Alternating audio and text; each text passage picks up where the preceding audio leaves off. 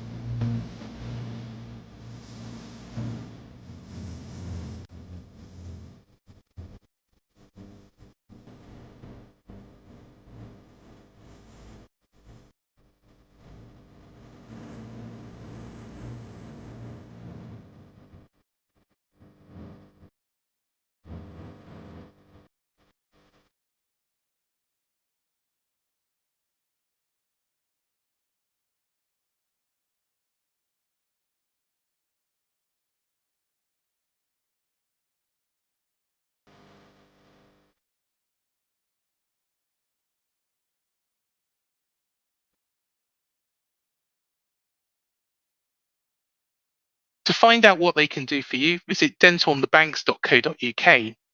Now, my special guest for this show is an actor, broadcaster, runs his own podcast about music and festivals, and was also one of the stars of Cbeebies. It is a pleasure to welcome onto the show Alex Winters. Afternoon, Alex. How are you? Hey, I'm not too bad at all. How are you doing? Yeah, very, very well. And thank you so much for joining me on this opposition preview ahead of the game, which hopefully, fingers crossed, won't be called off because of COVID, but on the 30th of December at 7:45. So, as a parent, and all the parents amongst us will definitely recognise your face, won't they? Tell us a bit about. I don't know, because I'm looking a lot older. I've stopped dyeing my hair. Do you know what? When it was the year that I finished on Cbeebies, and I used to just for men my hair, not because I was vain, but because the light would make it look like I had a halo on my grey hair. Yeah. And I was walking down the street, and this, as would often happen, someone stopped and said, "Oh, hi, it's Alex from Cbeebies." And this kid who was about 6 literally poked me in the chest. I went, "God, you look much older in real life."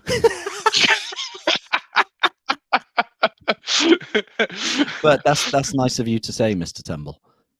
Oh. Dear, oh dear.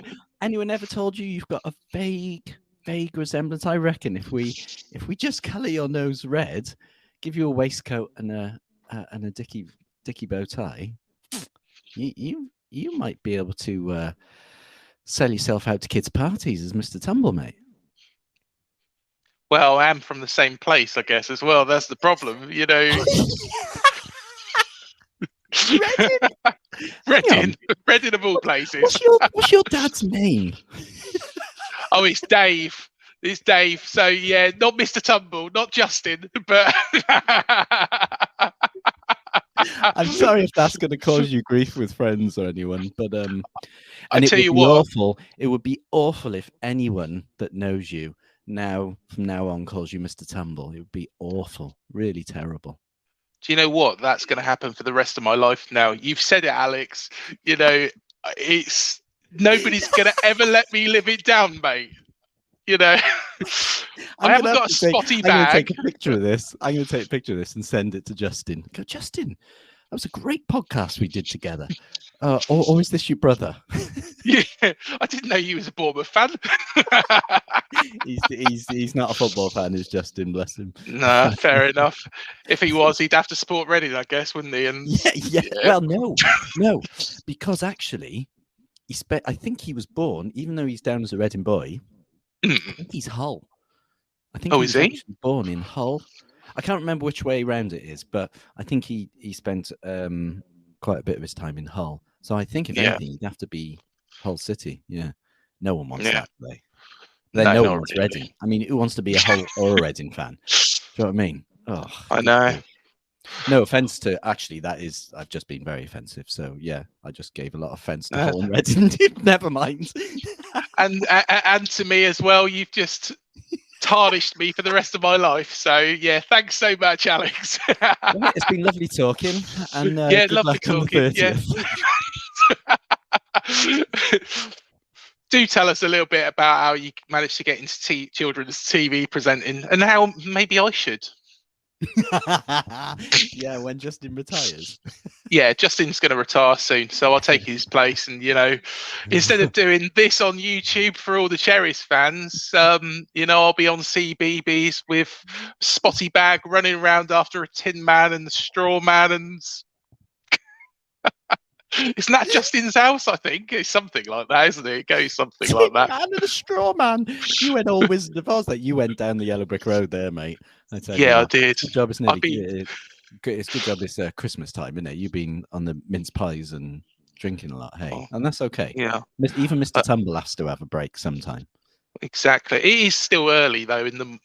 Well, to be honest, when we're recording this is the morning. So don't worry, don't worry, everybody. I've not turned into an alcoholic. Well, and I haven't been we're in my drinking bedroom. What you can't see is my wife's still in bed asleep there. So no. So in answer to your question, I'm a really bad one to ask that question to, because it's a question I've been asked a lot, and I'm not going to bore you with all the details, but growing up, I was I was involved with a lot of things. I was one of those annoying kids that was all right at sort of everything, football, music, but I was always involved in sort of drama and being a bit of a performer. And I went on and did acting, drama, theatre studies at university, blah, blah, blah. But the whole getting into Cbeebies, because people ask me that question, I think they're looking for real inspiration. And my answer is simply, I went for the audition. because the unique thing about it is that the BBC, they never advertise for presenters. So you never see an advert for Match of the Day, looking for a presenter. Yeah. Please apply here. But when Kerry and I, we're the ones that, got the job, they actually advertised, and I think they made a big thing of it. It was, I think it was maybe a PR stunt as much as anything, as well as a good way of trying to find new faces. And they actually advertised in the broadsheets, all the papers, weekend papers. And a friend of mine who worked in the BBC that I grew up with was like, have you seen this? They've advertised this publicly.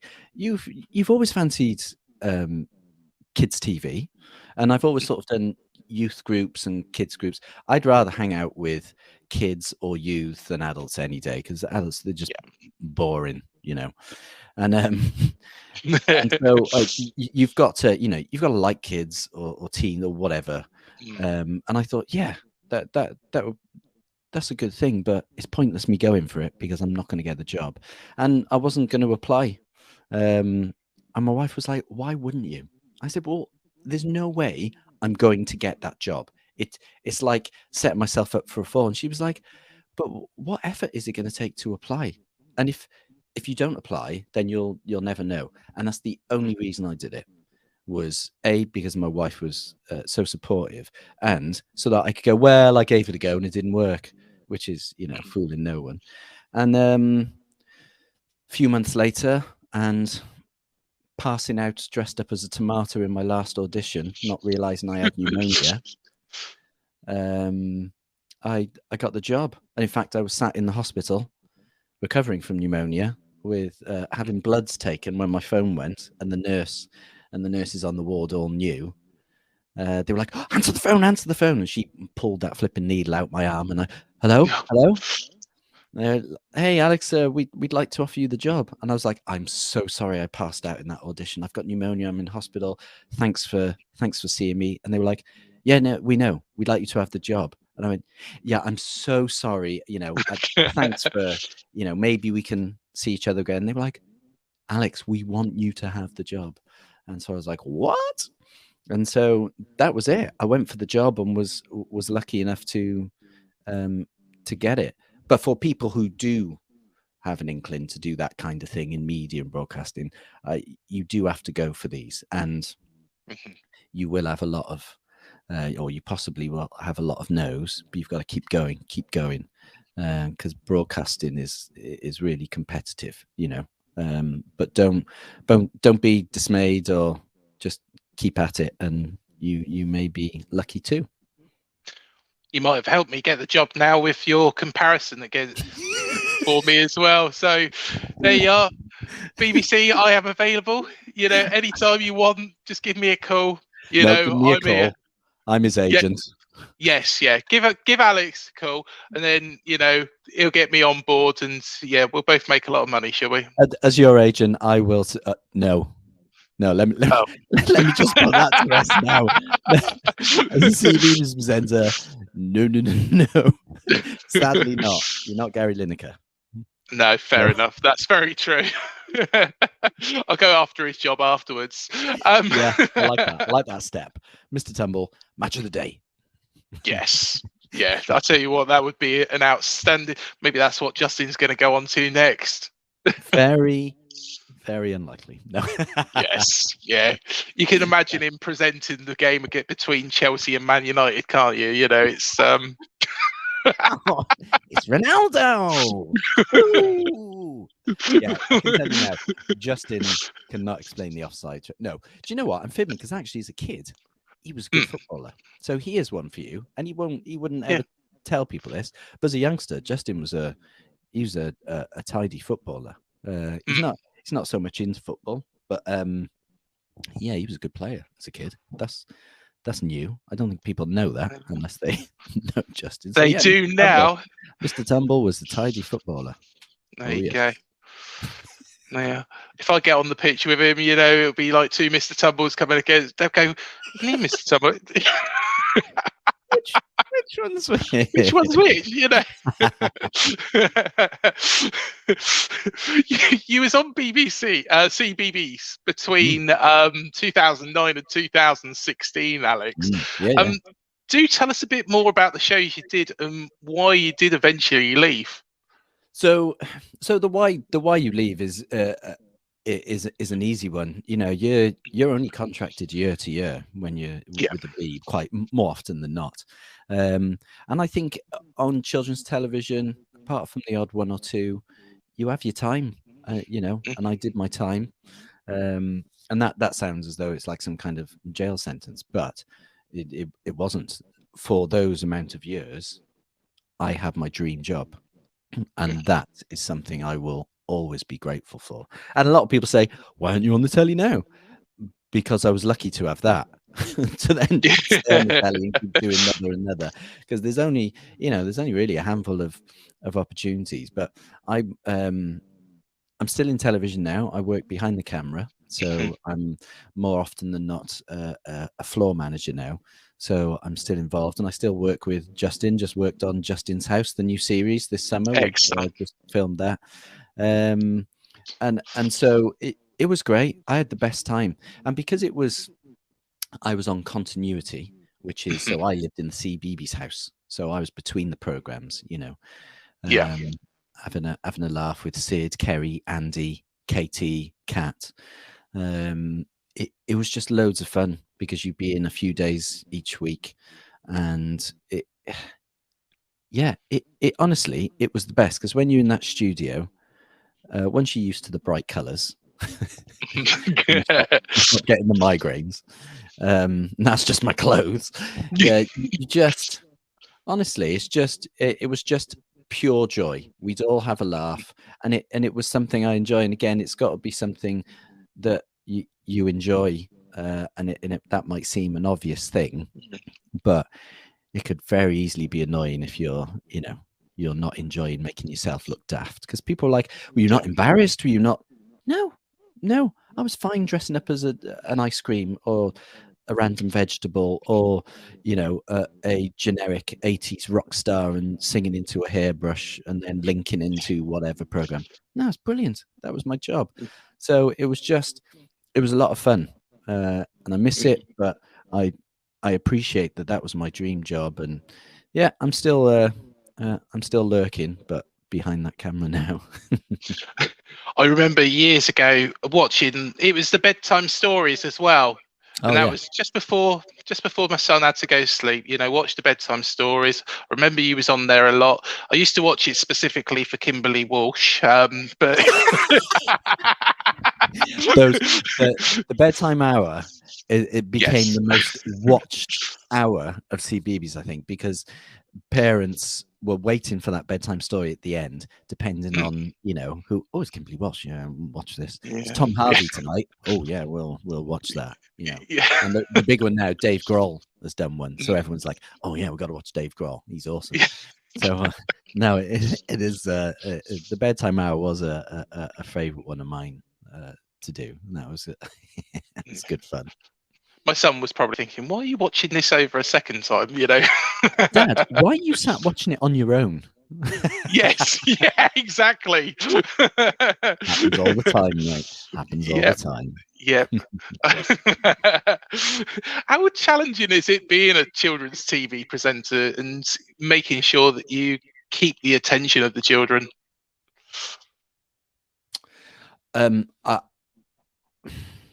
I don't. Do you know what? I mean, grief. I don't think I've ever been asked that question, and it's hard to not answer it without sounding arrogant or an idiot, because I think if you love something, you're sort of good at it. So we all have our different roles in life.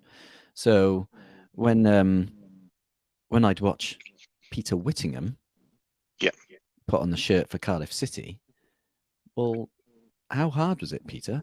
Well, it came to him naturally. One of the most naturally gifted footballers ever. And so it wasn't something I would really think about, because I enjoyed it. I enjoyed, entertaining kids, and whether that was on Cbeebies or whether that was at live events. And I still host and compare festivals, family festivals. And if you love something, and I would hope that I was at least half decent at it, to do it for so long, it was never a chore, or I never thought it was hard.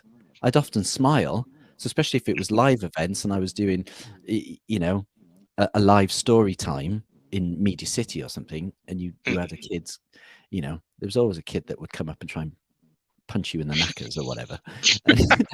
And that I would just smile at that, and I'm a dad, I'm a father of 3. So, I sort of know how to behave around kids, and that it's just fun. So I think some of it came naturally, and it was never, I don't feel like it was something I really had to think hard about, and I hope that's the case for people in whatever jobs they're in.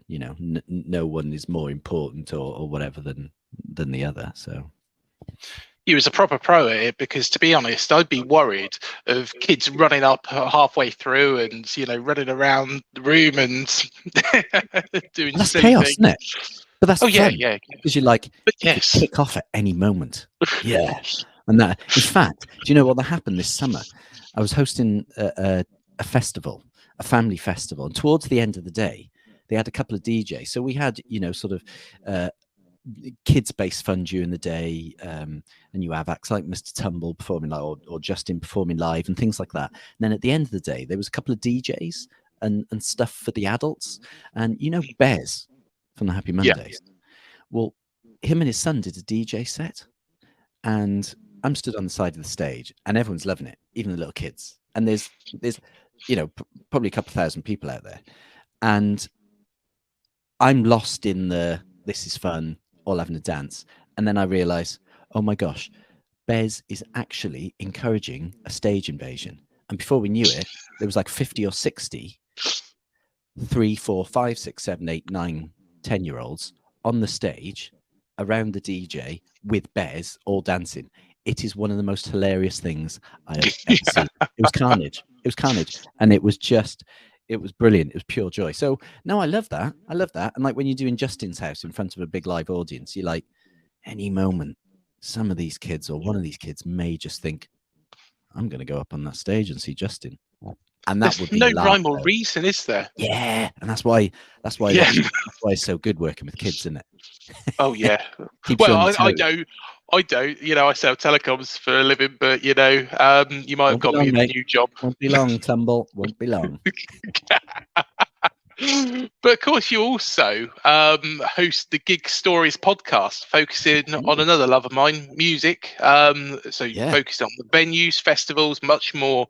Tell us a little bit about Gig Stories.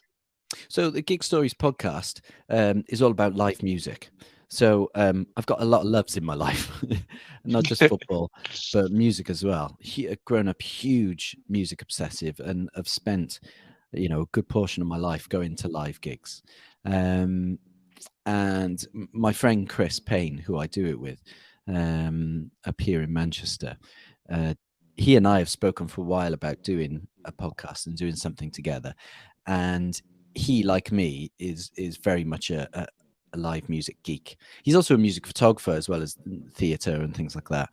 And we found out, even though we've known each other for quite a while, we found out that we have both kept scrapbooks with all our ticket stubs in. And we were like, oh man, that is proper geek, nerd status. And then during the lockdown, because obviously live gigs stopped, Chris and I were like, oh man, this is rubbish. And so we started the podcast. And we've been really fortunate to have some great guests on. And we chat about live music, our first gigs, favorite gigs, dream lineups, worst gigs, loudest, funny things that have happened. And it's just, I like someone said, it's like listening to a few friends have a chat down the pub, and that could be a really bad criticism, but I like to think that's a positive review of the podcast. And so, if you love music and you love live music, then maybe the podcast is something that you'd be interested in. What's the craziest story or strangest story, I should say, that you've heard, Alex? What, from the podcast? Yes. There's been a few. There's been a few.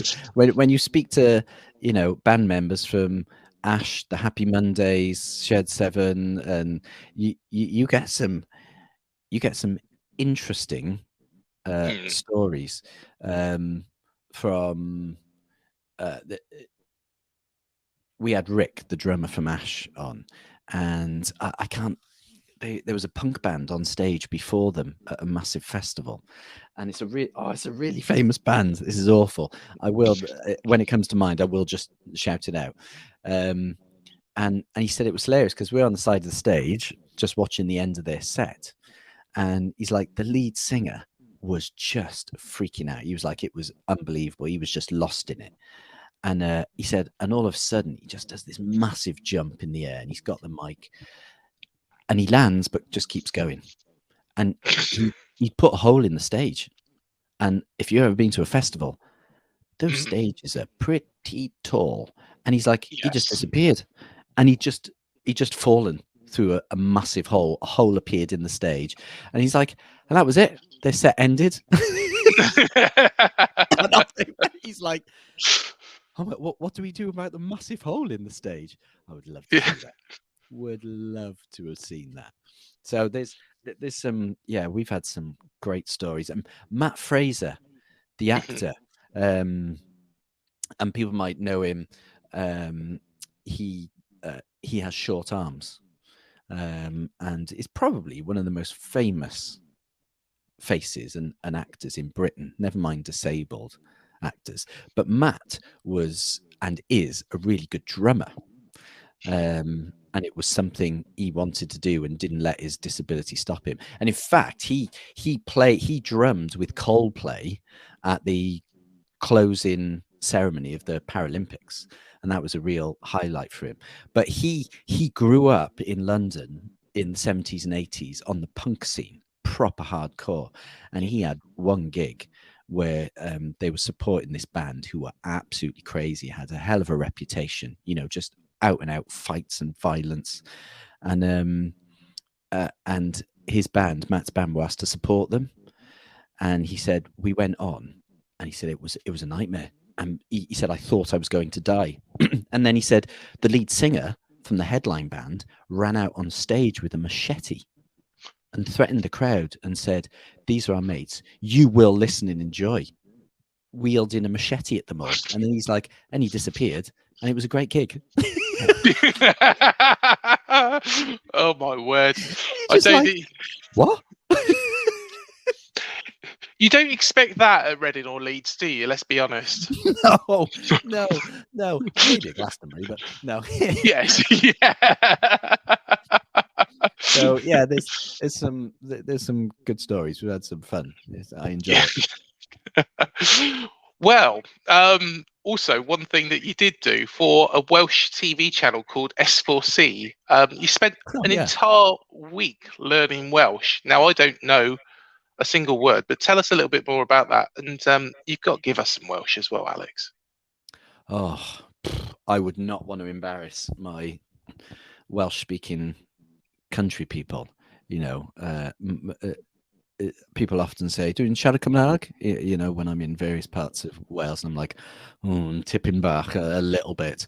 I was born and brought up in Cardiff, and because I'm of a certain age, Welsh wasn't really spoken, and I remember Welsh being introduced into the school system in Cardiff pretty much at the end of my time, late 80s, early 90s, which is such a shame. But the positive is now the language is growing and growing. So consequently, a lot of my peers didn't learn Welsh. And it wasn't our fault, you know. There's a lot of history there I won't get into, but because of circumstance, and there was only one Welsh school. Now, you know, they're all over the place, and the language is really, really, you know, flourishing, which is just brilliant. I'm so pleased. So yeah, there's a S4C, which is essentially like a Welsh Channel 4, S4C. Yeah, they had for a few years a reality show where they took what they would call celebrities, but I clearly don't like that word. And there was me, Gareth Thomas, the rugby player, Wyn Evans, the Go Compare guy. I love Wyn. Lisa Rogers, Lucy Owen, lots of us Welshies, and yeah, we were sent on an intensive Welsh language course, and it is one of the most fun weeks of my life, and excuse me, and emotional as well, because yeah, it really reminded me of, or made me look at what being Welsh meant to me, because that's often a question that's asked, you know, what does being Welsh mean to you? And for me, there's lots of things that make up being Welsh. And ultimately, as controversial as it might be, I don't believe that you have to speak the Welsh language to feel Welsh. But there's lots of different parts of the pie that make that up. And the more, you know, the more pie you can eat, the more Welsh you're going to feel. And so for me, having that Welsh language in my life really sort of made me feel great, and made me think about what did it mean to me? Does being Welsh? It was very philosophical, you know. What does being Welsh mean? What did it mean to me? What does it mean to me going forward? And because I would never say I'm a nationalist on things, but I am, and I can, you know, I can take the mick out of Wales and our stereotypes and whatever, but I'm allowed to do that. I'm very I'm very protective of Welsh and being Wales, because we have very unique history and experience and you know, and all the rest. So when it comes to our culture, yeah, I'm very protective of it, and sadly I can speak basic conversational Welsh or understand it, but it was hard for me after that program to then come back to Manchester, where I live, Salford, and continue with the language. And for quite a while, I would walk around the house or wherever I was, commentating on my own life in Welsh, because just, that's the only way I could think of doing it. And I've since found that there's sort of a few Welsh speakers around Manchester, and I keep meaning to try and meet up and try and keep it going, and keep a bit of the Welsh language in my life. So yeah, I really enjoyed that, and it had a lasting effect on me, that whole experience. When I look at the Welsh language as well, it does look to me very, very complex. But I know we were speaking before that it is quite easy to pick up, actually. Yeah, I'm I'm not a linguist at all. I'm really quite bad. And then I have my sister who can speak umpteen languages, French, Italian, German, Spanish, and actually I personally feel that the Welsh language is, and this is going to sound ironic because I don't speak Welsh, that's because I didn't continue to put in the effort. So let's put that out there before anyone goes, but you, because if I put in the effort, I would. And in fact, Wyn Evans, he, off the back of that, he went on and carried on and is fluent and has done Welsh language television now from it. So if you put in the time, you can. But from an academic point of view, and I'm more than happy for anyone to disagree who knows the Welsh language, I feel that actually once you know the sounds, and again, it's such a cliche for people to go, oh, it looks crazy, you've got crazy long words. Well, no, once you know that double L is and CH is it's no different to any other language. I mean, you listen to Cantonese or something, you're like, what? I do not know what they're saying. No, of course you don't, because that's not your language. But for me, I think if you're willing to put in the effort, I think you could pick up Welsh very easily, because I picked up an awful lot in that week, and I'm not a linguist, and so if I can do it, anyone can. So yeah, I do think it's a language that you could pick up, and yeah, I love it. I'm very protective of the language, even though I'm not a Welsh speaker. And it's good they teach it in schools now as well. It is a part of the curriculum. Amazing, because I just hope it keeps progressing. Whether it ever becomes the first language in South Wales again, I don't know. And I say that because for a lot of people in North Wales, it remains their first language, and that's really important to acknowledge. But whether that happens in the South, I don't know. But I'd like to think so. Because I think that would be a great thing. Yeah, most definitely. Of course, you're from Cardiff originally, like you've mentioned. What are your earliest memories of supporting the club? So my earliest memory. So I have quite a unique entry into Cardiff City, and a very, very close family friend. So close that I would call him Grampy. And Grampy, I don't know if that is actually a Welsh thing, but Grampy is, your granddad. Grampy, I used to go to the football with Grampy Burt. His name was Burt. And I would meet with him, and I won't go into the politics of it because he wasn't my biological grandfather, but I'll just say he was a very close family friend. And as a young lad, my mum said, would you like to go to a football match with your Grampy Burt? I was like, yes, it's great. And I was young, and it involved going to a restaurant first in Cardiff called the Louis, which had the best sausage and chips ever. It was like posh sausage and chips, and for a working class kid like me, I was like, oh, this is proper posh. And because as a kid, it's mainly about that, isn't it? And food and treats. And then we'd get driven, me and Grampy Burt, to the stadium. And I was like, okay, this is interesting. Because this was all just normal. And then when we get to Ninian Park, we'd be taken up to a lovely bar restaurant area.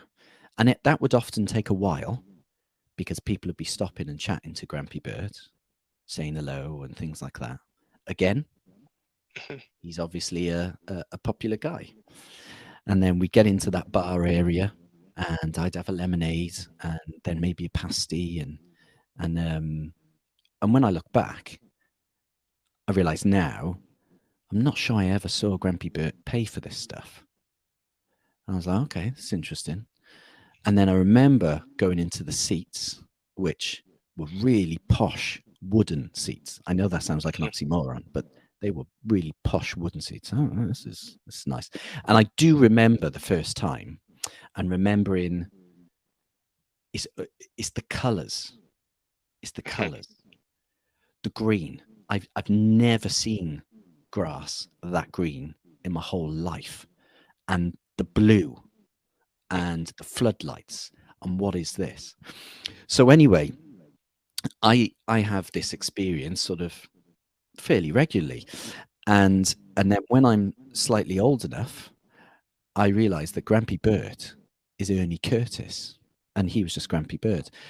And Grampy Bert played on the left wing for Cardiff City, and he played for us when we won the FA Cup in 1927, the only time the FA Cup has ever left England, and we beat the Arsenal 1-0.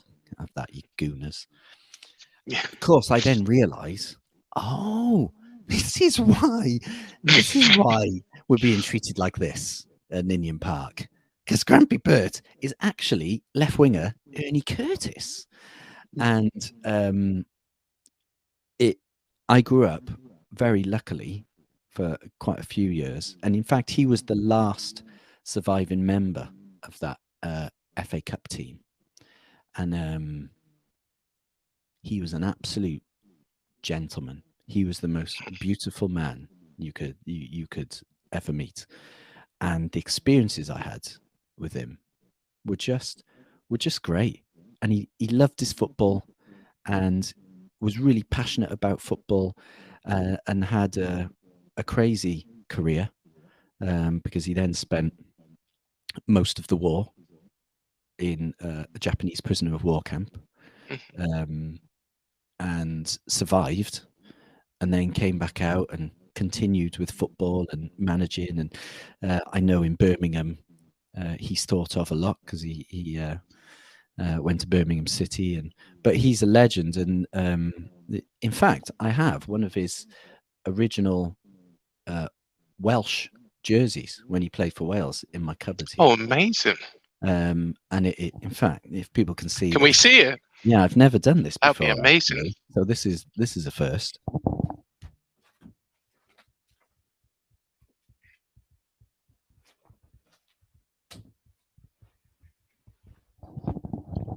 Look at that. There we go. That is amazing. Look at that. I mean, that is brilliant. Hang on, let me just quickly put it full screen. I just want to make sure everybody can see that full screen. And it is I love all the details on it. And where they're the badge, hand sewn on the badge. I mean, that I think is possibly my favourite Welsh badge there. And it is like a rugby jersey. And he would say, the boots, all the stereotypical things. The boots were heavy, the ball was heavy, the jerseys, were heavy, especially in the rain. There we go. I'm going to put that there. And we have a few things. My brother has a couple of things from him as well. Miss him dearly. So I had quite a unique entry into Cardiff City, and it was a time in the 80s when we were bottom of the Football League, and so it was weird because in the playground all the kids were running around supporting Liverpool, Everton.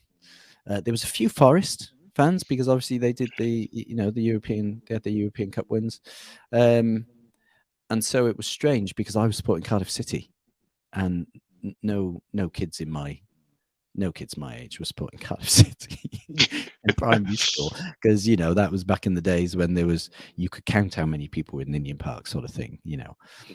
But from early on, I knew, wow, this feels good, and going to a game feels good. And I played all the time as well, so I was playing, and it very quickly became a passion.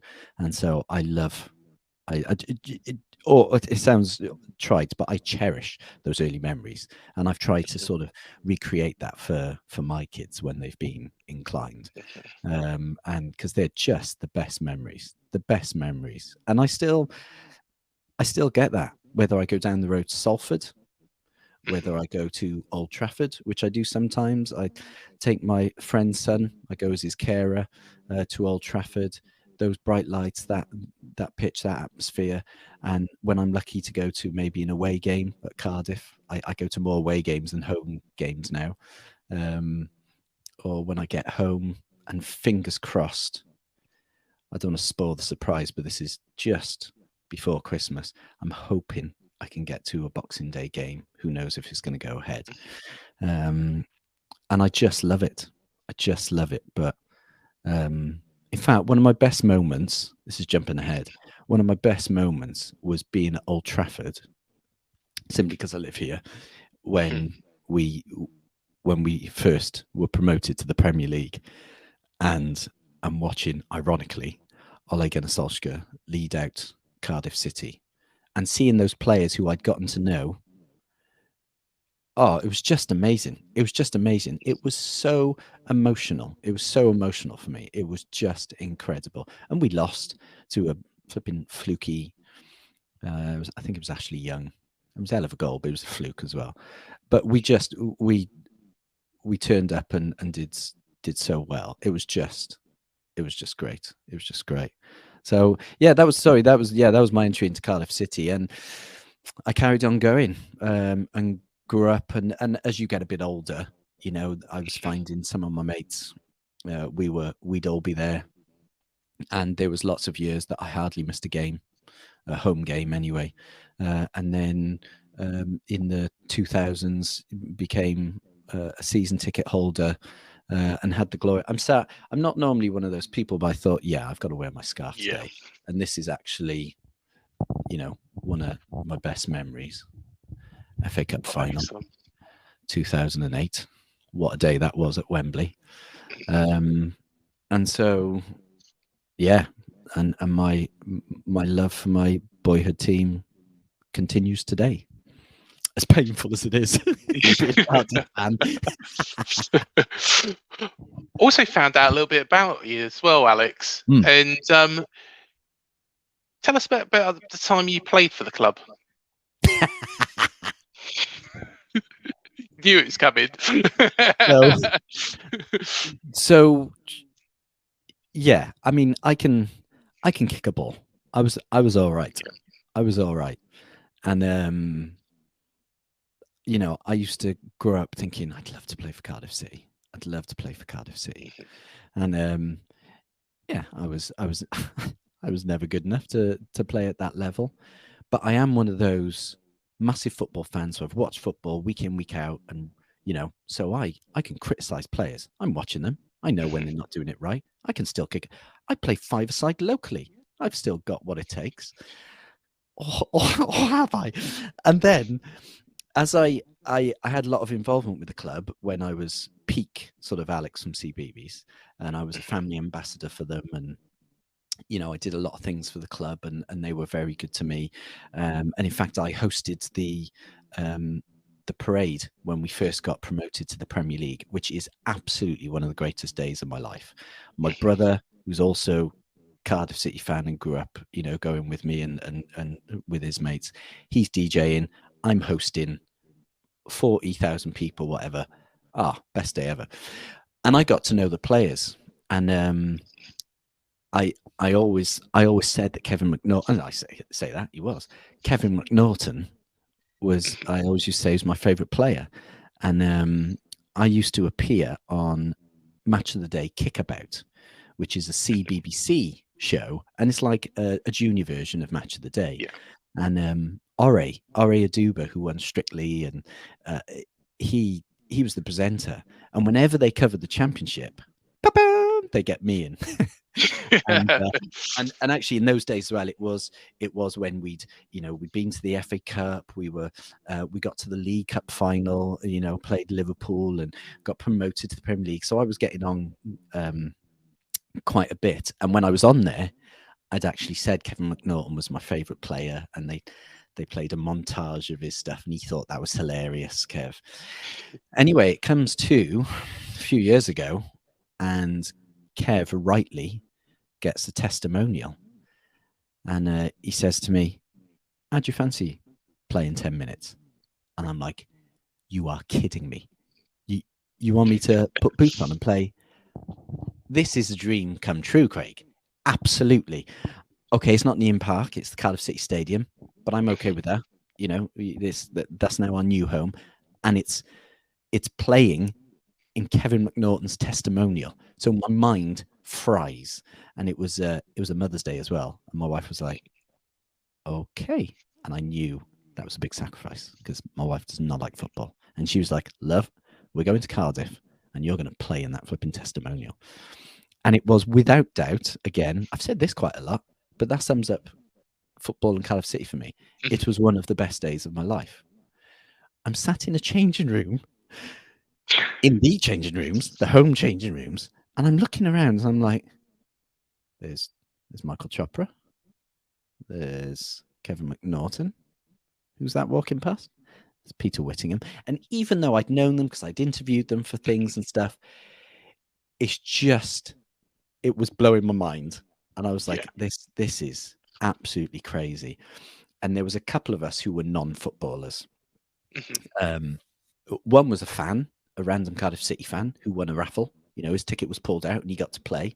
It was so funny. And they didn't have a shirt that fit him. He was a big lad, and he was laughing. And he literally had to really, really pull it down. You could just see his belly button. And he was like, "Forget it, leaving this." He's like, "The boys are going to love it." And it was just amazing. And as we went out to warm up, we ran out the tunnel. Now, let me just say that most of the dressing room, especially the ex-City players, had gotten together for the weekend, and it was the first time they'd seen each other for a long time. Yeah. There was a lot of drinks. And when I first walked into the changing room, I was surprised to see just bottles there. I'm like, oh, wow, they're really going for this. And going out to warm up, just running down that tunnel to just do a nonsensical, rubbish, pretend warm-up for a testimonial was, well, as we came out the tunnel, my brother and my family who were up in like the sort of, the posh seats, and they're thinking that's great, cheering me coming out just for the warm-up. And I was like, oh, this is what could have been, this is what it's like to be a player. and I forget that the Cardiff City pitch is big, and within the league it's one of the biggest, I believe. Again, I'm right to be corrected. And I'm like, it is wide and long. And I'm like, and Kev was like, "Look, guys, we're just going to run back and forth a couple of times. That'll do us. We'll pass them out." I was bloody knackered. I was knackered in the warm-up. I was like, oh my gosh, I'm going to die. Good job, I'm only doing 10 minutes. Well, we come out for the start of the match, and I'm sat on the bench, and I'm sat with one of Kev's best mates from Scotland and his brother, and a few other players.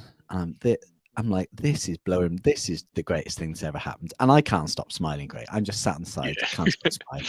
And I'm just thinking, bring on the second half, get me on there. 10 minutes into the first half, Kev's like, "Winters, you're on." And I'm like, "Okay, yeah, I'll do my 10 minutes now, no problem." Well, what happens is I play 70 minutes of the match, and I'm dying, right? But this is the good thing, right? As I'm coming on, I'm absolutely bricking it. I'm like, whew. He's like, "Right, go on the far wing," and he's like, "Keep an eye on Trev and keep Bellas on the inside." To which I absolutely pissed my pants laughing, because I was marking Trevor Sinclair and he wanted me to keep Craig Bellamy on the inside. So let that just sink in for a second, Craig. Let's just let that just sink in. Yeah. Of course, this 40-year-old can do that. Trevor Sinclair, I just laughed at him because we'd met each other quite a few times in Media City in various makeup chairs and what have you. And you just look at him and you can tell he's fit as a fiddle. He played 90 minutes and did not stop. So there was no chance I was doing that. And as for Bellamy, I couldn't get within 5 or 6 meters of him. So there's no way I'm good. There's this moment, and yes, it's a testimonial, right? But sometimes I had to remind myself and go, Alex, you're on the pitch. And I'd be like, oh, yeah, I'm on the pitch. Because I was stood there watching.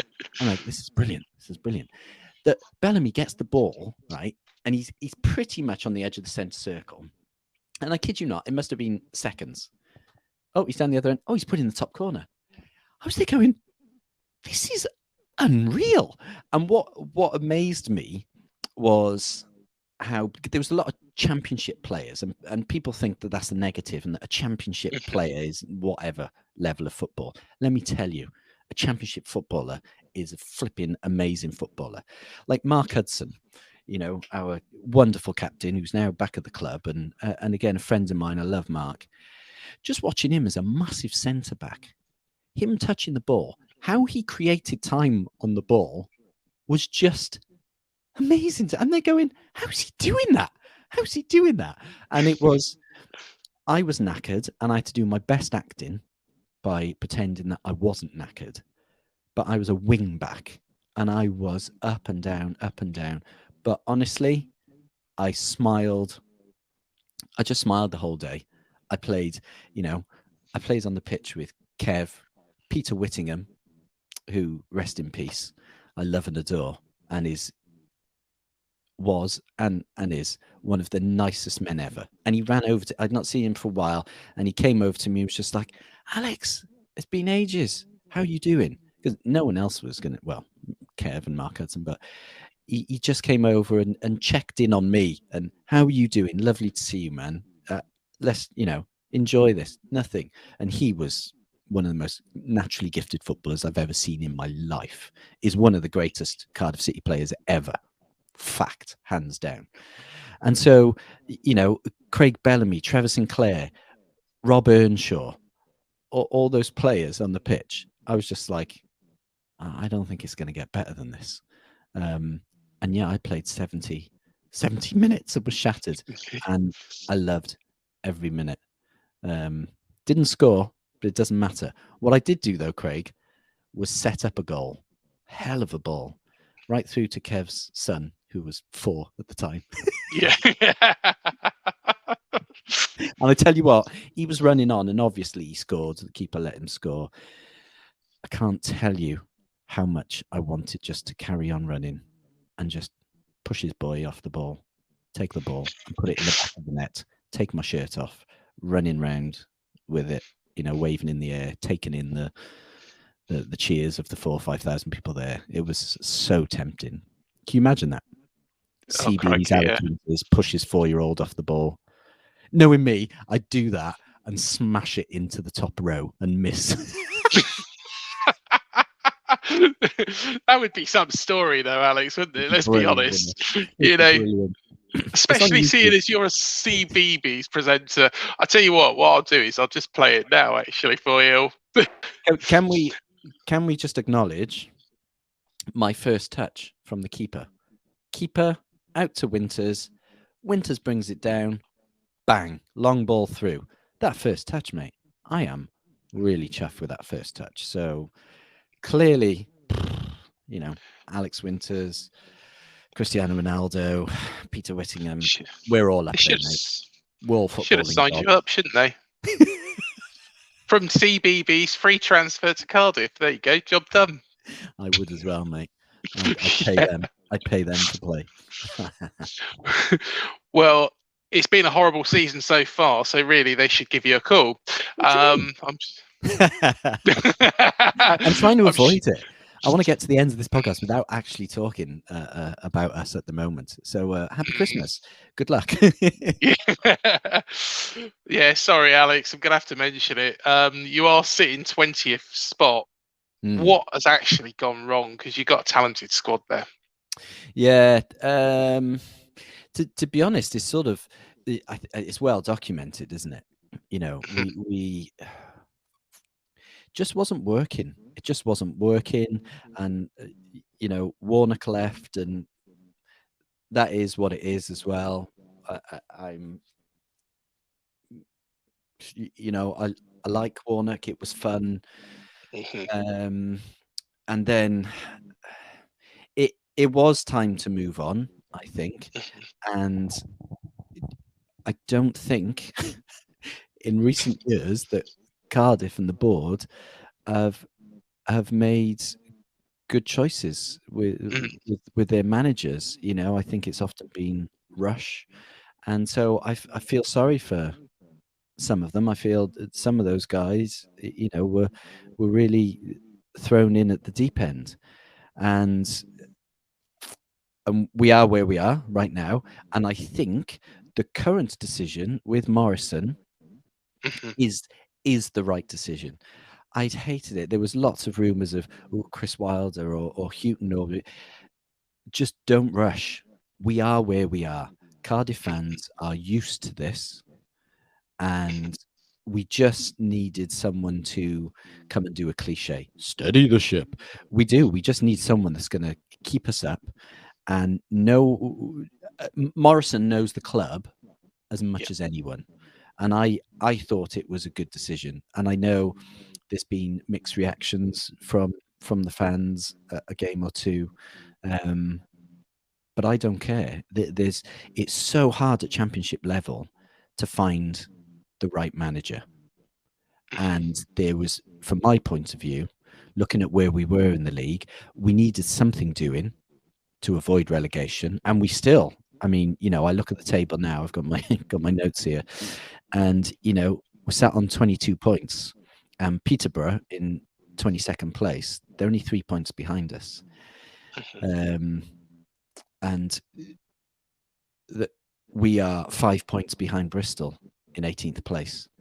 So, if you were to ask me, so are Cardiff going to stay up this season? I, hand on heart, don't know. And I don't think any Cardiff fan with confidence could go, we are definitely staying up. I think we will. I think we will, but I can't definitely say it. But I think the right choice was made in Morrison and Tom helping him. And I'm so glad that Mark Hudson has come back to the club. You know, he went and did his time with Huddersfield, and he's done his coaching badges. You know, he was our captain, and he knows the club well. So I think we'll be okay. And I'm actually fairly all right with the results. You know, so far, people are thinking it's a negative, but I don't think so. In the last 6 games, we've had 3 wins, 1 draw, and 2 losses. I mean, before they came in, we'd have been going, yes, that's amazing. All right, I know there's a lot of Cardiff fans that would disagree, but I'm all right with that out of the past 6 games. And I know the nature of them has been tricky. So that Birmingham, the last game, we were 2-0 down. And I was texting my sister and my brother going, oh, bloody hell, come on, City. When is it going to change? And then we had, you know, 2 sort of late goals. Sometimes you need that. And I'm just gutted that the game against Derby was cancelled, because that, off the back of Birmingham, we struggled, but knowing we got those 2 goals back, knowing the position that Derby are in, and I feel sorry for the fans, and Wayne Rooney. It's not his fault.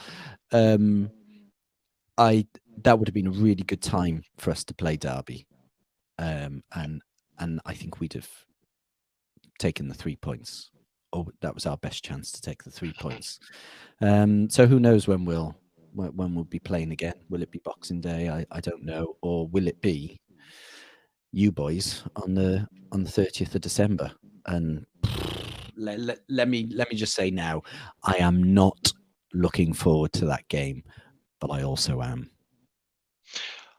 The thing is we're not particularly in a good run of form ourselves. So we've won No, one in the last 8, it's whereas bizarre, isn't it? it is just looking at the form beforehand. We got 37 points from 15 games, which is a phenomenal total. And then we've just got one win in the last 8. Yeah. And it's that early drive that kept you, because you are you third? Second. Second, sorry. Yeah. It's bizarre, isn't it? And you look at that run of form, and that's you must be doing that thing, you lot, because I do when we're in that position. You just think, can you imagine if we hadn't been so rubbish on these latest form? You'd be running away with Oh, the yeah. lead at the moment, but that's the great thing about football, isn't it? So I don't like Christmas games. I never have done. I've let go into them, but I think in my lifetime as a football fan, some of the worst games of football I've ever seen are over the Christmas period. I don't know if there's a team out there that has a great Christmas. I'd like to know, because it's certainly not a Cardiff City fan. And I could be proven wrong by that. Who knows? Someone could go, actually, we've won the majority of our, but it doesn't feel like that. And it does seem like we just never have a great Christmas period. So I don't like that. But is the 30th, does it have a bit of an underdog thing written on it? Maybe. We have great traveling fans. We've always had great fans. Could that be an upset? We really, if we can't put in an effort over Christmas, then I think the team is in real trouble, because we are, we can say all the cliches. We are absolute fighting for survival, and any Cardiff fan that says anything different is in denial. They're lying, because we are 3 points above Peterborough. We are fighting for survival, and if we're going to do that, it doesn't matter who we're playing, whether it's Bristol City, Derby, or someone at the top like Bournemouth. We've got to be looking at 3 points, 3 points. And I'll be honest, if we come away from you guys taking a point, that's a really good result. But if that team can't give it a good go now in these coming games and against Bournemouth, my heart will sink, because I'll think you're never gonna give it, because they can't rest. You can't have a break over Christmas, not in our position. So maybe we're going to come and cause you trouble. Maybe we're going to come and cause you trouble. And there are sometimes those teams that, just for whatever reason, they've had one too many lager and limes over the Christmas period or whatever, or just take their foot off the gas. I don't know. I don't know if this is a good time to play you or not, because are you due, again, another footballing cliche, are you due a 3 or 4-0 hammering of someone, to get you back on track? Because your changing room has to be going, what are we doing? We should be on top of this league.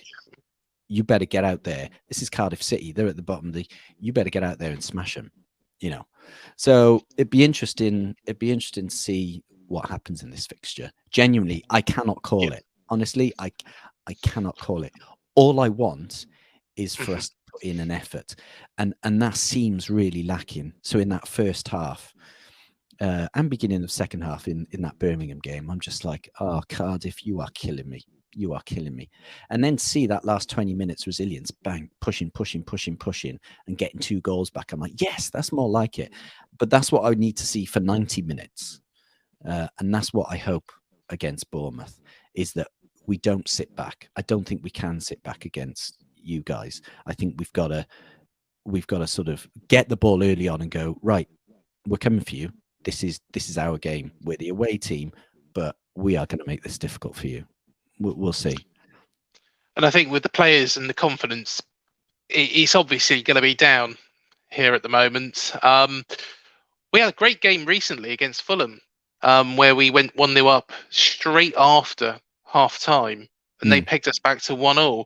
And even though we drew up at Fulham, we thought, well, we can kick on from this point, but it hasn't happened. We got beat by Blackburn, got beat by Middlesbrough, and it just seems to be a little bit devoid of the confidence again. I'm just not sure how we get back to that early form, because we were on fire. We've beaten teams for fun. Yeah, what is it? What do you think? This is interesting because I actually want to, I want to know from your point of view, what's happened? Why do you think this is happening? I think the injury to Zamora was really, really good at the start of the season. Yeah. The injury to him was a blow. Cahill got injured against Millwall. Hasn't really been looked back to his best, but for a time we froze out Steve Cook, which I just don't understand, because Steve Cook's been a fantastic ambassador, lovely guy, somebody I know quite well.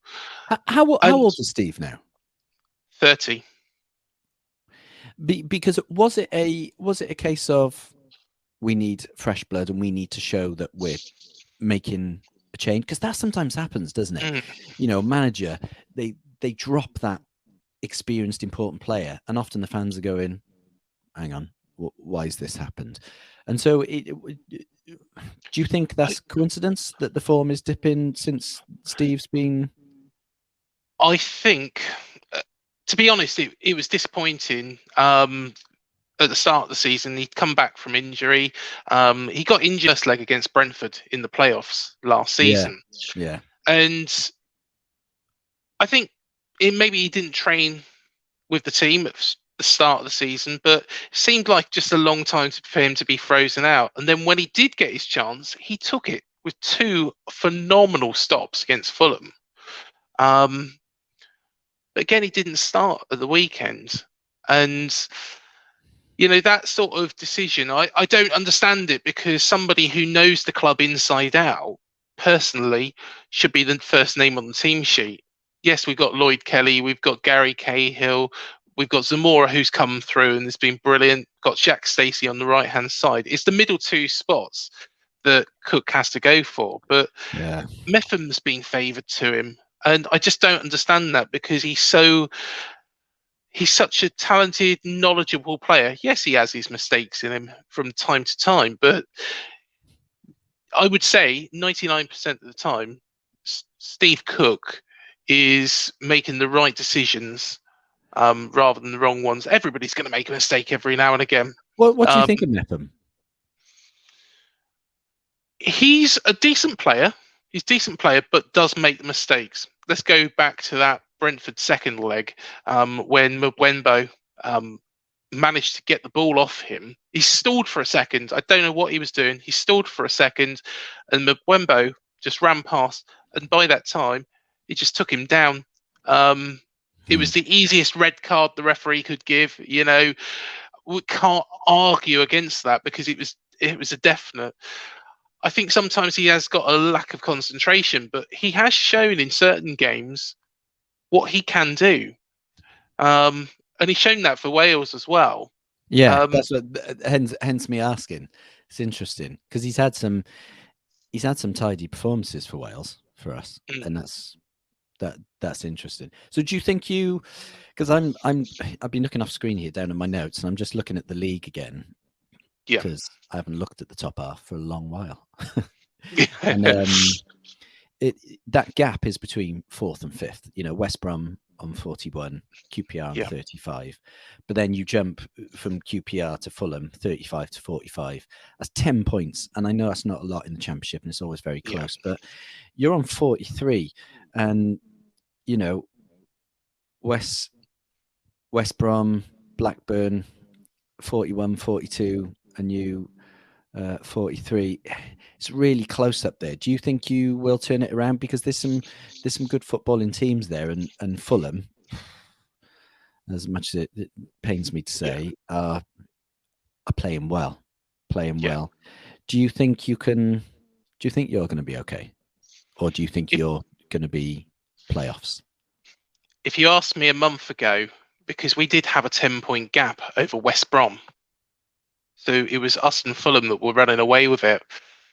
To be perfectly honest, now with the form that we're in, our form is relegation form. At the moment, it's relegation form all over. How you go from being top of the form table to the very, very bottom, I haven't a clue. But something Scott Parker needs to sort out quite quickly. I think teams have found out how we play, and Scott Parker might not have a plan B, or he's still trying to work it out.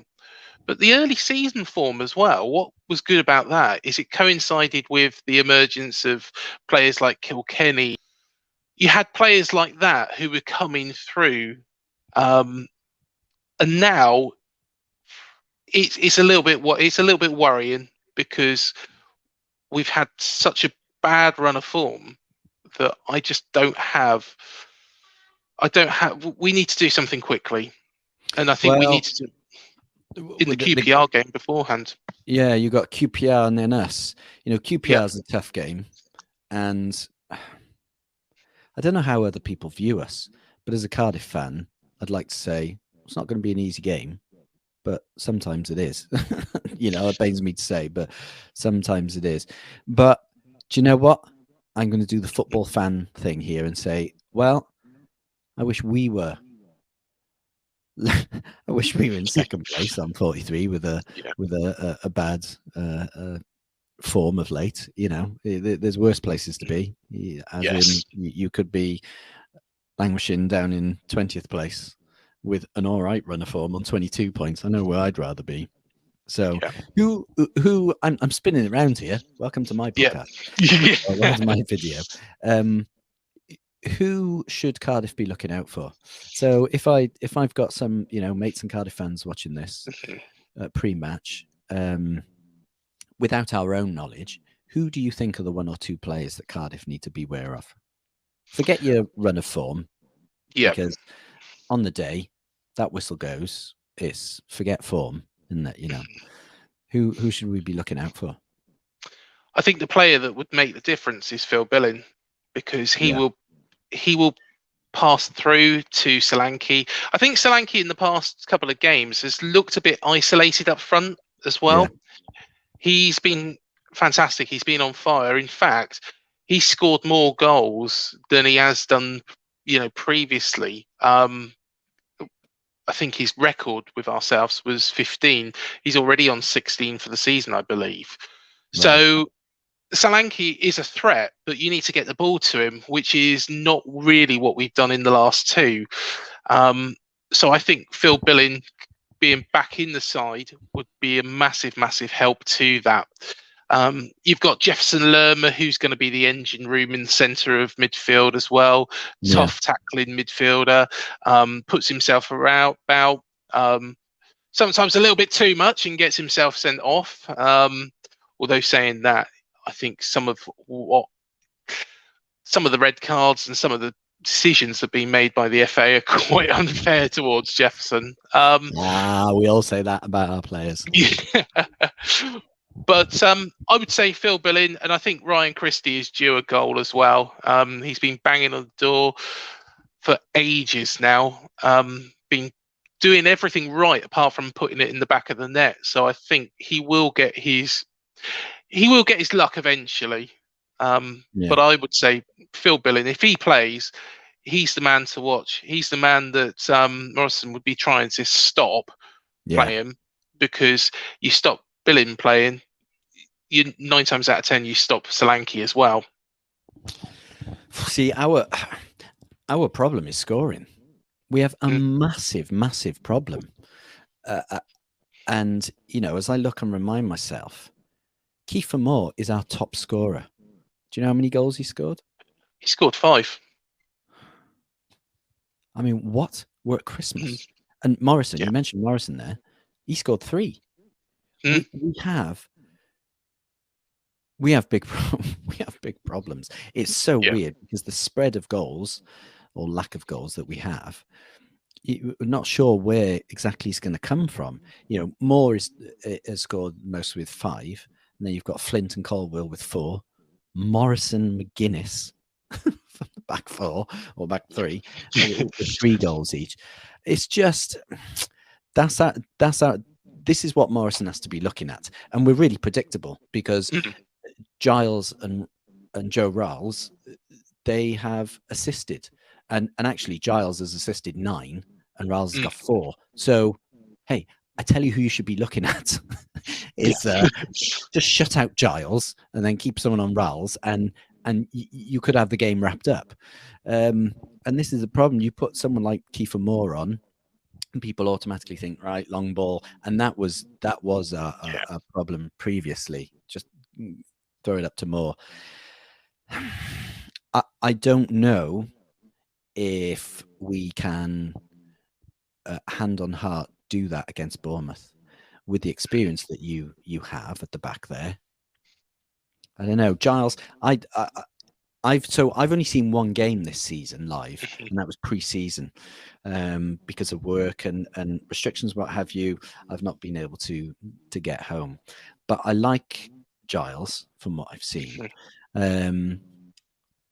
But I think our starting 11, aside from Morrison's sort of red card and having to miss, when you look at the past few games, it's been pretty consistent.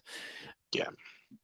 But we've now got to show that we can score more and not be fighting back from 2-0 down against anyone. But I don't know if a lot on this game against Bournemouth will depend on whether we get a game on Boxing Day. I think we've got Coventry, and it'll be interesting to see what we can do there, because that's not going to be an easy game. They're a win for them, and they could be in the playoffs places. So if we can get a result out of that and then come to you guys, that's going to give us a bit of a boost. But right now, it's hard to not be negative. But I don't know if right now I can have enough confidence to go, yeah, we can break someone like Bournemouth down at the back. We can. We have got the players on any given day, but right now, I don't know. But I'm right behind the team, and I'm right behind Morrison and the staff. I think they can do it for us. So if we get the 3 points against the Cherries, I'd be like, that is great. That is a really, really massive 3 points for us. But I don't know if we can get any points away from home over Christmas against Bournemouth. If we just come home with 1, that'll be the old cliche. That's like coming on with a win. That'll be good for us. That'll be good for us. So we'll see. Based on what you said there, Alex, I think really what we need to do is we need to go with the back 2 of Cahill and Cook, because I think Cook has been brilliant when he has come in, and I don't know why he didn't start against Middlesbrough the other day, but I think Zamora will start on the left-hand side and Stacey will start on the right. Although Stacey hasn't been in great form, so hopefully, fingers crossed, Adam Smith will come back, but I think he's probably going to be too early for him for this game. But if you've got someone that isn't scared of a big guy like Kiefer Moore, and you've also got to keep an eye on Ruben Colwell, who is a fantastic player, because I'll be honest, even though Giles has got the stats, if you do shut off to Giles and Ruben Colwell, it doesn't matter what you're doing to Kiefer, they'll come in and cause problems, and Kiefer will break away. So it's not all doom and gloom. We've got the players there, but you will have to put a good shift in. I know I seem to be changing it here, but that's what it's like as a Cardiff City fan. You go from one extreme to the other. We have got it. We have got what it takes, and you will have to keep your eye on it. But it's the in between. It's the in between. Will we get the ball there? Will we give those lads that front 3? Will we get enough service into? I don't know. Will we get the ball? That's my worry. Is will we get the ball? How often will we get the ball from you? So we'll see. Problem is we can keep the ball, and we do keep the ball very, very well. However, the problem is getting it through, and what we found in the last 2 games is actually getting up to the top, getting Solanke involved. He's just looked too isolated, and some people said play two up top. I don't think we've got many more options up there. I think Solanke is really our best option, and I think that's who would you why. put up with him if you did play two up front? Who would you put up with him? And is it with him or behind him? I think you probably have to move Jaden Anthony in, just behind him, and put somebody else on the left-hand side. But that causes another bit of a shift. So it'd be interesting because we've had three. We've had all kinds this season. We've had 5 centre backs. I mean, grief. But we've, the past few games. In fact, no, because we lost Morrison, didn't we? So we've had Curtis Nelson, Morrison, McGuinness, apart from when we had to replace Morrison with Aidan Flint. So, we have the 3 at the back, and then you've got Perry Ng and Ryan Giles up and down. So, yeah, it'd be interesting to see if you stick with Solanke one up front, or if you put a second up there to cause a bit of bother. But I can't, as I look at our Birmingham, Sheffield, Luton games, we've kept that 3-4-2-1, and I can't see us, as long as we've got a fit first 11, I can't see us changing too much from that. So I think Marlon Pack, it can often be a weakness. Him and Joe Riles, if you knock them, then that might be that'll be your way through, because I've seen plenty of games where the 2 of them have sort of gone missing, should we say. So that could be your way through, and if that happens, we could be all over the place and shipping goals, everywhere. It's interesting. It's going to be an interesting game. It's really going to be an interesting game. I'm looking forward to it. I think we've covered off a lot about the team now, and the possible eventualities. To be perfectly honest, anything could happen, couldn't it? Really? Yeah, you would have to go. I think unbiased or neutral is going, well, you'd expect the Cherries to take 3 points here, but from your run of form, Cardiff starting to settle a little. Who knows? It could. And the Christmas. I'm sorry to keep repeating that, but Christmas period is so weird, isn't it? Football. It is. It's all over the place. If it was 8-0, you'd be like, oh, that's there we go. You somehow get your biggest score lines, don't you, over Christmas often? So yeah, it'd be interesting. I'm looking forward to it. But for me, if we get any points, I'd be happy. And it is a cliche, but it is because of the position we're in. I just want to see that starting 11 really go for it, because there's been a lot of games this season, especially in the derby against the Jacks, where I'm like, what are you doing? And I feel like maybe I should put my boots back on, get Kevin McNaughton, Mark Hudson. We'll show him. There you are. You need to get on to Morrison, say, look, here I am, I'm available. I'm going to message Mark. I'm going to message Mark Hudson. Oh, yeah, do it. Get me on the bench, mate. I'll do my 10 minutes. What would you say if you had to pick a prediction, a score? What would you go for? You can pick your head or your heart.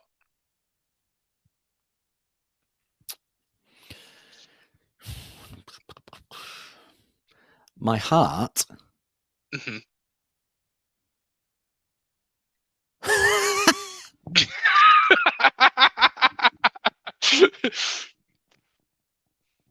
My heart says I am always going to support Cardiff City. I will always be right behind them. That's what my heart says. My head says 2-1 to Bournemouth.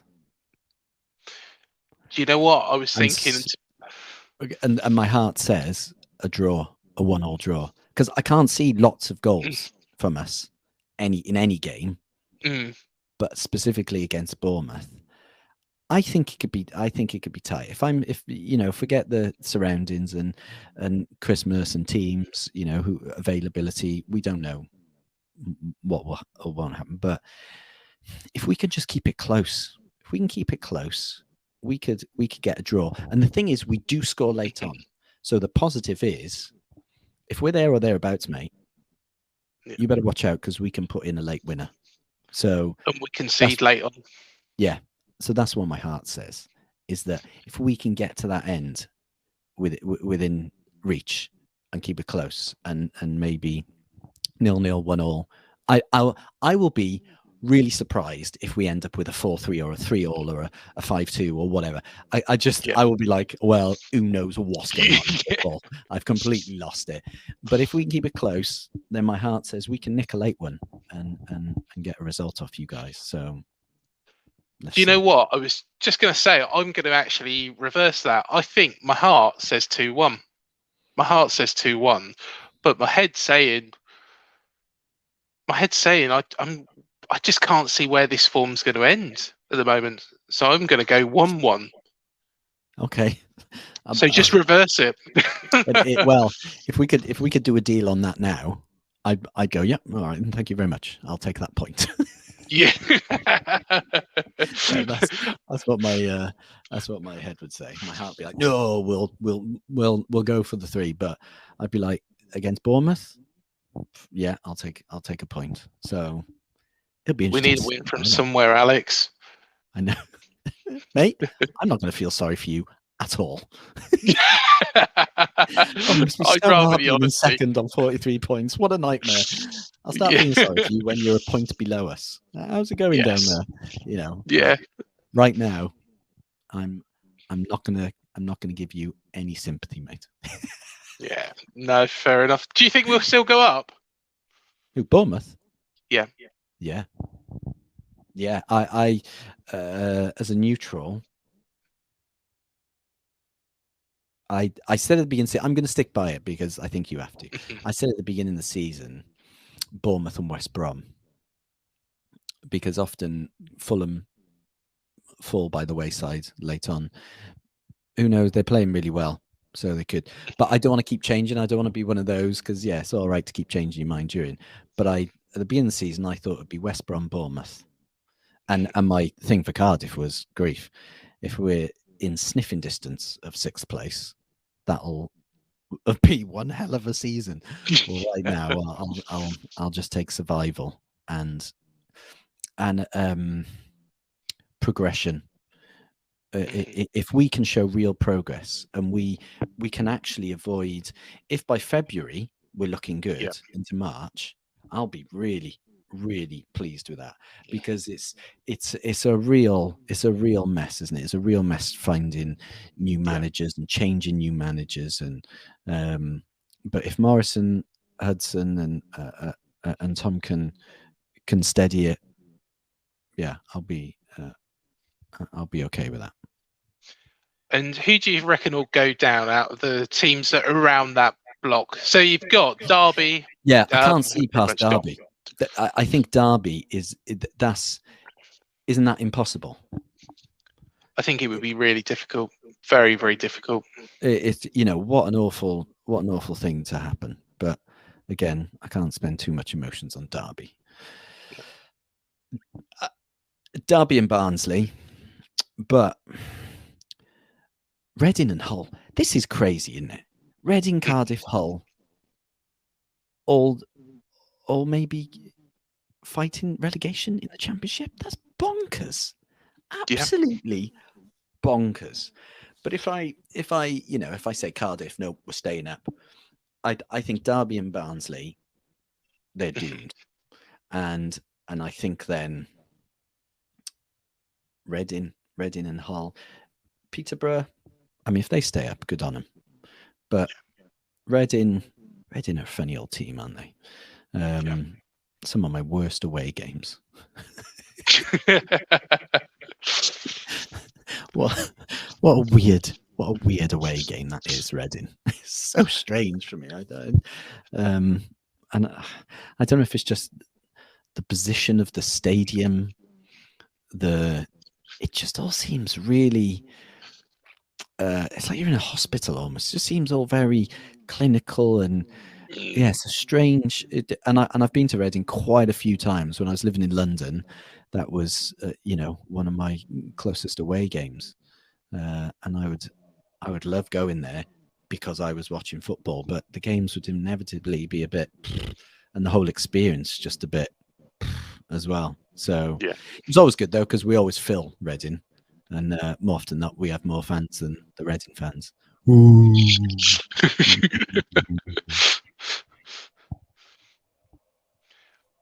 do you reckon then? You reckon it? I'm going to go. I'm going to go with those two, and then I'm going to say I do think Reading need to watch themselves. It could be Reading. Sorry, Dad. Sorry, Dad, and sorry, Mr. Tumble. Yes. And, yes. And if Justin is more inclined to Hull, which I think he might be, Hull are in trouble too. So yeah. He ain't got much of a choice, really. Sorry, Mr. Tumble, on both. Yeah. Why don't you come and support Bournemouth? You know, much more exciting. Well, everyone thinks Justin is a Man City fan because he did an episode of Something Special at Man City's grounds, and they gave him a top, and he was playing football with the little kids, and so everyone's like, "Oh, Mr. Tumble's a Man City fan," as though everything on telly is real. Well, everybody's going to now think, it might even be on the internet, thanks to you, Alex, that he's actually a Bournemouth fan. So here he is, ladies and gentlemen. Yes, there you go. Finally, do tell us, Alex, how do we find the Gig Stories podcast? Do you know what? You can find it on all your all the usual places, whether that's your Apple iTunes or Spotify. And it's Gig Stories podcast. And yeah, if you love your music, come and have a listen. We've got some great guests. We've been so lucky, and yeah, you can find us there. And good luck on the 30th, mate. Not too much luck, but do your best. We shall do. We shall do. Thank you so much for joining me on this show, Alex. It's been an absolute brilliant time. My pleasure. My pleasure. Thank you. Come on, you've given me a nickname for life. We've found out so much. We've seen a Wales shirt from what year was it? 1920. So yeah, he was playing back in the. That is brilliant. In the 20s, old Ernie Curtis, and that is amazing. Yeah. So yeah, I love Cardiff City. It's great. It's great. It's good. It's good supporting a team like that. We don't get above our station, and it keeps us exciting. And we have the odd trip to Wembley, so I'm all right with that. Fantastic. Well, thank you so much again. Cheers, Alex, and it's been an absolute pleasure. Thank you, Mr. Tumble. See you later. Cheers, mate. Yeah, I don't know. No, he's just gone. He was crying or something. Yeah, well, I told him that actually I thought Bluebirds were going to beat him 5-0. And he was like, oh no, my Bournemouth. Oh, we're still on. Oh, hey, guys and gals. Thanks for watching. Mr. Tumble there, Craig, has had to... let's be honest, he's not a real fan, is he, of Bournemouth? He's from Reading. I mean, who's he trying to kid? Anyway, thanks for watching, and please never call him Mr. Tumble out in public. I mean, it would be awful. So after me, you sign Craig Tumble. Well done. See you soon. Come on, the Bluebirds.